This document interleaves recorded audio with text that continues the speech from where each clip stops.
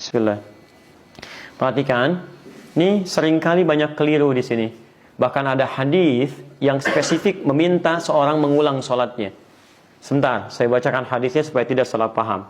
Seorang sholat, sampingnya ada Nabi, kata Nabi, Innallaha la yaqbalu sholata musbilin. Allah nggak akan terima sholat seseorang yang celananya kepanjangan. Jubahnya, isbal, melebihi batas mata kakinya. Turun. Lalu, lihat kalimatnya, falyatawaddah. Ayo wudu lagi. Dia kemudian mengulang wudunya.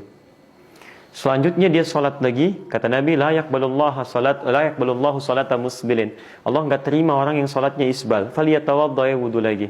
Sampai yang ketiga kali, baru dia sholat, tidak ditegur lagi oleh Nabi SAW. Kemudian dia teruskan sholatnya. Jangan salah dalam membaca hadis. Ya, awas hati-hati. Harus ditelusuri ini tentang asbabul wurudnya hadis. Ya, perhatikan. Ada sebagian orang menduga bahwa ini hadis menunjukkan bahwa hukum berpakaian itu harus di atas mata kaki. Orang yang di bawah mata kaki pakaiannya tidak akan diterima sholatnya.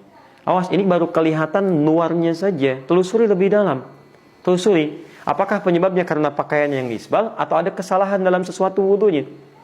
Baik, kita ambil analisis sementara dengan logika dulu, baru kita pahami lewat hadisnya. Orang ini, kata Nabi, tidak akan diterima sholatnya oleh Allah dengan pakaian yang terlampau melewati batas mata kakinya, luber ke bawah.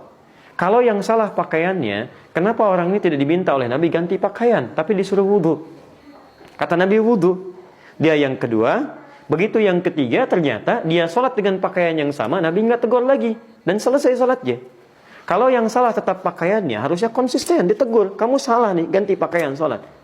Ternyata ketika ditelusuri, pada yang ketiga ini, dia baru sadar. Nabi begitu tajam merasakan tentang benar tidak ibadahnya. Ketika dia wudhu, karena terlampau lebar pakaiannya menutup sebagian kakinya.